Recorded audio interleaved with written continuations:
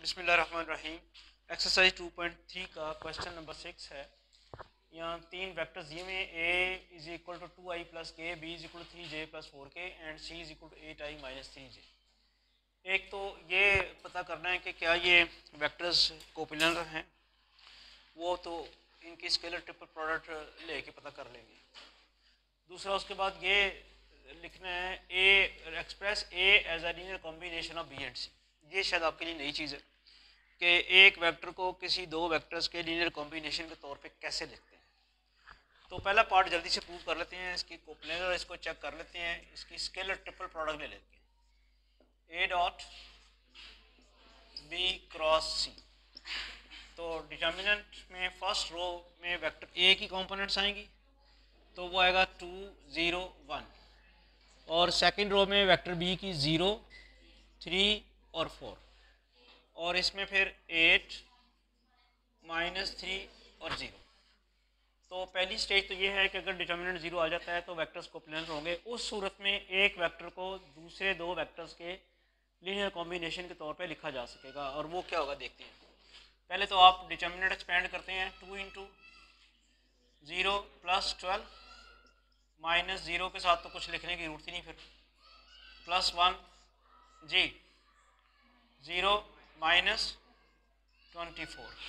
तो ये तो बड़े आराम से ही 0 हो गया। तो पहला काम तो आपने साबित कर दिया कि A B C are coplanar vectors.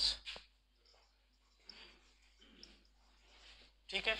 अब नेक्स्ट जो काम आपने करना है वो एक वेक्टर को दो, यानी वेक्टर ए को बी और सी के लीनियर कॉम्बिनेशन के तौर पे लिखना है। लीनियर कॉम्बिनेशन इस तरह होता है, वेक्टर ए आप लिखेंगे, कोई स्केलर्स आप डालेंगे यहाँ पे, alpha vector B plus beta vector C. ये लीनियर कॉम्बिनेशन बन गया। जरा याद, मैं आपको, चूंकि आपने फर्स्ट टाइम आज पढ़ना है लीनियर कॉम्बिनेशन, इससे पहले आपने नहीं पढ़ा हुआ, तो जस्ट आप इसको देख लें कि जिन दो वेक्टर्स का लीनियर कॉम्बिनेशन के तौर पे लिखना है उनको आप अपने पास से स्केलर से मल्टीप्लाई करा के ऐड करेंगे। ये basically alpha B plus beta C जो है, ये लीनियर कॉम्बिनेशन बन गया। किसका? वेक्टर बी और सी का। वेक्टर बी और सी का लीनियर कॉम्बिनेशन कैसे बनेगा? अगर आप उनको स्केलर से मल्टीप्लाई करा के ऐड करेंगे। और ये जो वेक्टर बी और सी का लीनियर कॉम्बिनेशन बना है, इसको ए के बराबर लिखना है। यही कहना, express A as a linear combination of vector B and C. अब इस सारे लीनियर कॉम्बिनेशन में अल्फा और बीटा की वैल्यूज मालूम करने वाली रह गई। वो देखते हैं कैसे मालूम करते हैं। वेक्टर ए किसके इक्वल था? दिया हुआ है 2i plus K is equal to alpha. Vector B किसके इक्वल है? 3j plus 4k। और वेक्टर बी किसके सी किसके इक्वल है? 8i minus 3j।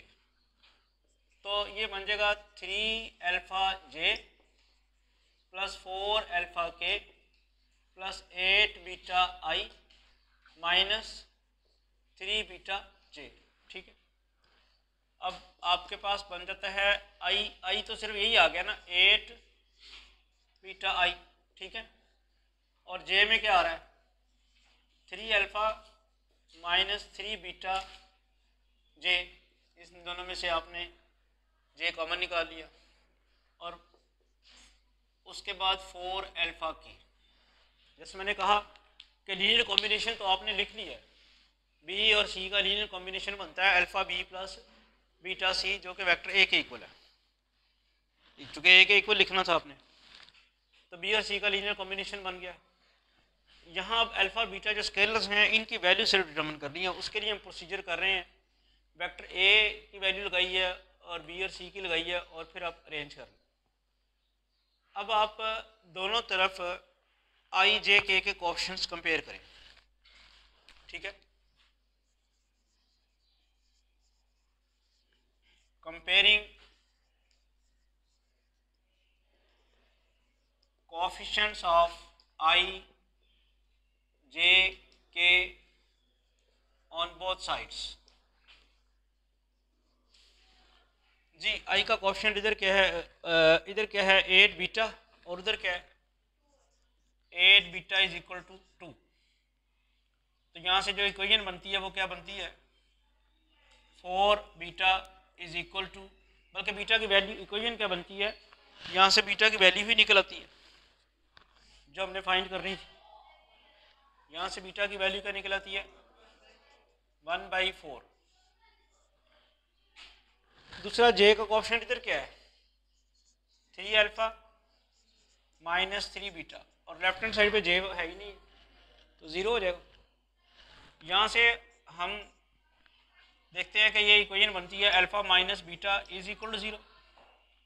तो यहाँ से क्या अल्फा की वैल्यू निकलती है, बीटा किसके बराबर आ जाएगा अल्फा के, बल्कि अल्फा आ जाएगा बीटा के इक्वल।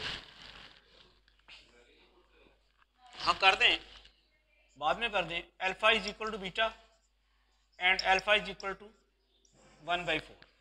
ठीक है, तीसरा कोएफिशिएंट रह गया। अभी तो मैंने आई का कोएफिशिएंट कंपेयर किया, जे का किया और के का क्या है।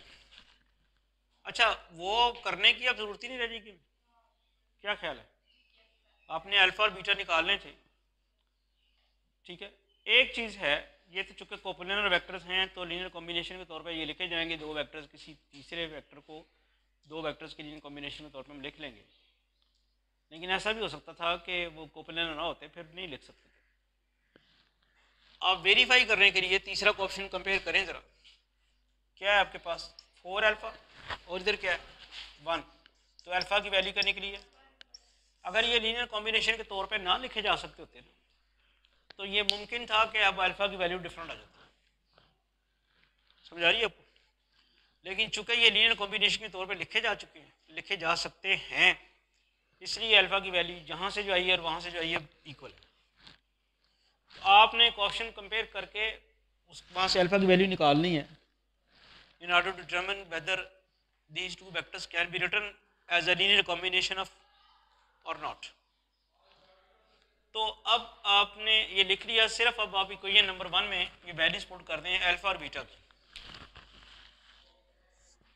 इक्वेशन नंबर 1 में अल्फ़ा बीटा की वैल्यू पुट करते दोनों ही 1/4 आई हैं। Vector A is equal to 1/4 B plus 1/4 C. आप चाहे यहाँ ए और बी की वैल्यू पुट करके देखें या यूं कह दें राइट हैंड साइड पे वेक्टर बी और वेक्टर सी की वैल्यूज पुट करके देखें, वो वेक्टर ए के बराबर आ जाए। तो ये इस तरह से हम किसी एक वेक्टर को दो वेक्टर्स के लीनियर कॉम्बिनेशन के तौर पे लिखते हैं। कैसे लिखते हैं, वेक्टर ए को लिखना था बी और सी के लीनियर कॉम्बिनेशन के तौर पे, बी और सी को अल्फ़ा बीटा से मल्टीप्लाई करा के वेक्टर ए के बराबर रख लिया और वहाँ से इक्वेशन जो बनी है वहाँ से अल्फ़ा बीटा की वैल्यूज निकाल ली। आप अगर चाहें तो इनको वेरीफाई कर सकते हैं। यहाँ पे वेक्टर बी और यहाँ पे सी की वैल्यू पुट करें तो वेक्टर ए आ जाएगा।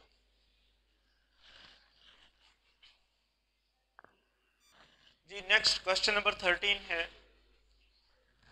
L M N into A B C is equal to determinant L dot A L dot B L dot C M dot A M dot B M dot C N dot A N dot B N dot C. अब मैं थोड़ा सा आपसे पूछता हूँ कि कैसे करेंगे, प्रूव क्या करना है।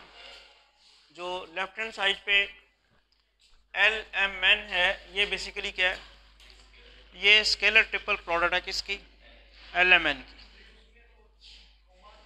दो तरह से लिखते हैं ना, इसलिए मैंने दोनों तरह से लिख दिया हुआ। कभी कमेंट डालते हैं कभी नहीं भी, किसी कुछ ऑथर्स ने कमेंट डाले होते हैं कुछ ने नहीं डाले होते हैं, ठीक है, स्पेस डाली होती है। तो दोनों तरह से लिख दिया कि पेपर में जब आए तो आपको कहीं कॉमे परेशान ना करें, कभी कॉमे वो डाल के लिख देगा कभी नहीं लिखेगा, तो मीनिंग आप कहीं इसको डिफरेंट ना ले जाए।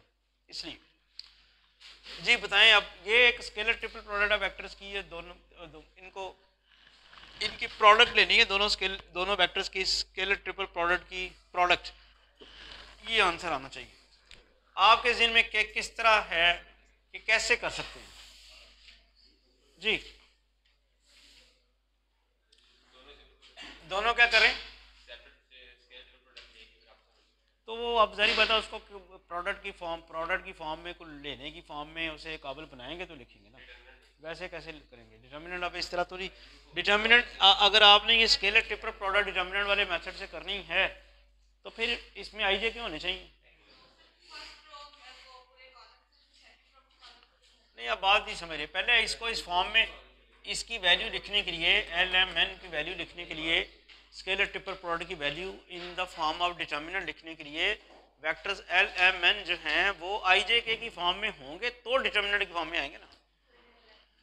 अगर अब आप आई जे के की फॉर्म में पहले कन्वर्ट करें इसको, यानी वेक्टर एल जो है उसे लिख लें L one I L two J L three के। इसी तरह वेक्टर एम जो है उसे लिख लें M one I M two J M three K, ठीक है। और वेक्टर एन उसको भी लिख लें N one I plus N two J plus N three K. और similarly vectors A B C भी लिखे जाएंगे A one I A two J plus A three K. Vector B one I plus B two J plus B three K. Vector C one I C two J plus C three K, ठीक है। ये vectors हमने लिख लिए। अब आप left hand side consider करते हैं vector L scalar triple product of L M N into scalar triple product of A B C. तो अब आप डिटर्मिनेंट की फॉर्म में लिख सकेंगे। पहला डिटर्मिनेंट जो आएगा वो क्या आएगा, L one L two L three. इसकी वेक्टर एल की कंपोनेंट्स आपने लिखनी है L one I L two J L three K, इसलिए फर्स्ट रो में L one L two L three आएगा और सेकंड रो में आएगा M one M two M three, third row में N one N two N three. और दूसरा determinant जो है A one A two A three B one B two B three C one C two C three. ये result लाने के लिए determinant का आपको एक चीज़ याद रखनी है। यहाँ पे आपको ये तो पता है ना, डिटर्मिनेंट की प्रॉपर्टी है कि अगर आप उसकी रोज़ को कॉलम में इंटरचेंज कर दें तो उसकी वैल्यू पे फ़र्क नहीं पड़ता।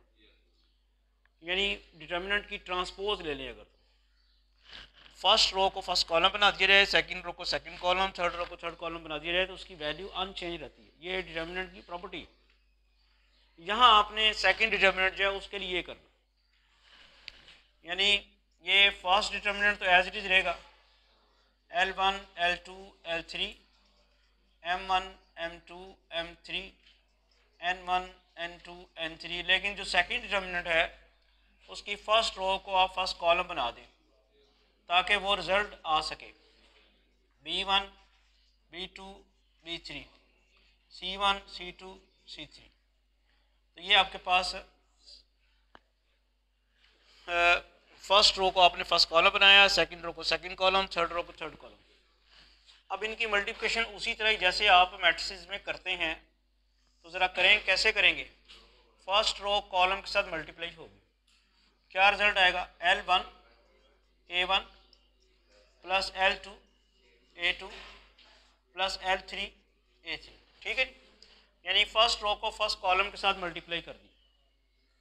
इसी तरह आप सेकंड रो को फर्स्ट कॉलम के साथ करें, वो M one A one M two A two plus M three A three. और थर्ड रो को फर्स्ट कॉलम के साथ मल्टीप्लाई करें, वो आएगा N one A one N two A two plus N three A three, ठीक है जी। फर्स्ट रो फर्स्ट कॉलम के साथ, सेकंड रो फर्स्ट कॉलम के साथ, थर्ड रो फर्स्ट कॉलम के साथ। अब तीनों रोज को आपने फर्स्ट कॉलम के साथ मल्टीप्लाई कर लिया। अब तीनों रो को बारी बारी सेकंड कॉलम के साथ करना। सेकंड कॉलम के साथ करेंगे तो क्या आएगा L one B one plus L two B two plus L three B three M one B one plus M two B two plus M three B three N one B one plus N two B two plus N three B three. आपने first row को second column के साथ कर लिया multiply, second row को second column के साथ, third row को सेकंड कॉलम के साथ। तीनों की तीनों रोज को आपने सेकंड कॉलम के साथ मल्टीप्लाई कर ली है। अब आपने तीनों रोज को थर्ड कॉलम के साथ करना, तो वो क्या होगा, L1 C1 plus L2 C2 plus L3 C3, फिर M1 C1 plus M2 C2 plus M3 C3, N1 C1 plus N2 C2 plus N3 C3। समझ आ रही? अब क्या आपको ये नहीं लगता कि ये L डॉट ए है? देखें ज़रा, अगर आप L डॉट ए करेंगे तो कैसे करेंगे, L1I L2J plus L3K dot A1I A2J A3K, ऐसे ही है। I डॉट I1 ये आ जाएगा L1A1 plus L2A2 plus L3A3। ये बात क्लियर होगी? I dot I J dot J K dot K। तो आप ये वाला जो रिजल्ट आया, क्या आया, L dot A M dot A N dot A, तो रिजल्ट बना L डॉट A और इसी तरह L dot B L dot C M dot A M dot B M dot C N dot A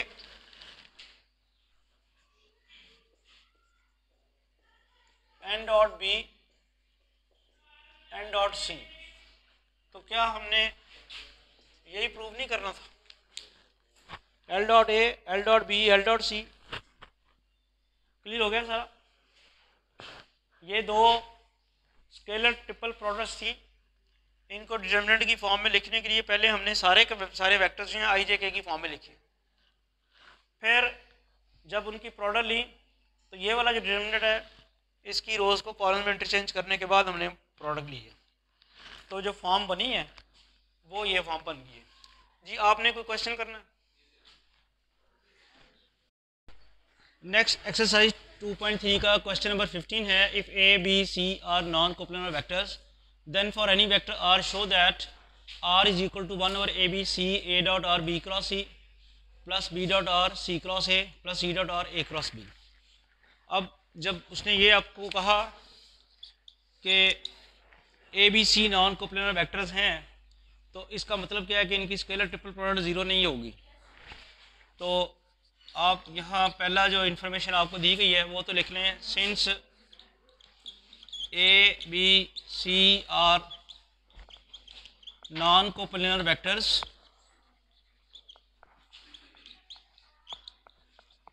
सो इनकी scalar triple product it is not equal to C.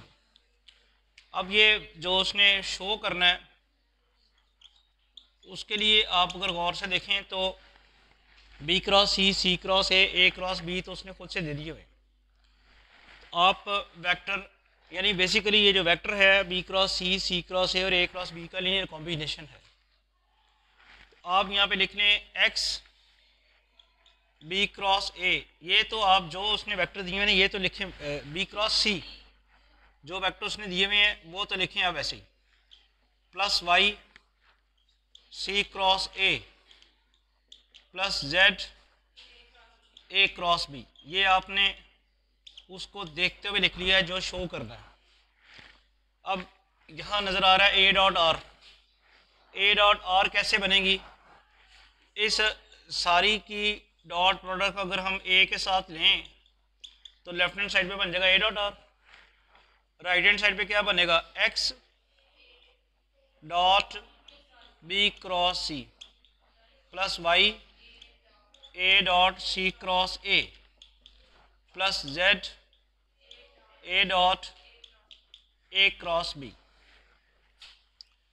अब ये तो zero नहीं हो जाएगा, इसमें स्केलर ट्रिपल प्रोडक्ट में दो वेक्टर सेम आ गए हैं ए, इसमें दो वेक्टर सेम आ गए हैं ए, भी ज़ीरो हो जाएगा और ये बन जाएगा A dot R is equal to X into, ये स्केलर ट्रिपल प्रोडक्ट बन जाएगी ए बी सी, और चूँकि A B C non zero है तो यहाँ से एक्स की वैल्यू आसानी से निकलेगी। वो क्या निकलेगी, X is equal to A dot R over A B C.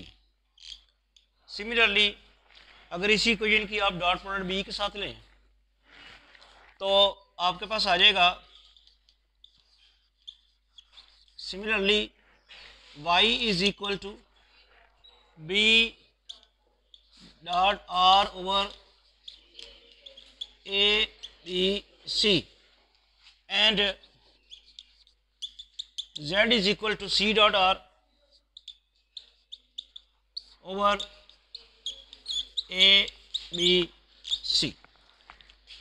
तो ये जो एक्स वाई जेड की वैल्यूज आई हैं इनको इक्वेशन 1 में पुट कर दें।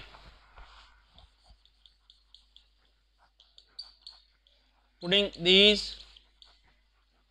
Values of X Y Z in 1, तो वो जो आंसर आना है 1 over A B C scalar triple product A dot R B cross C plus B dot R C cross A plus C dot are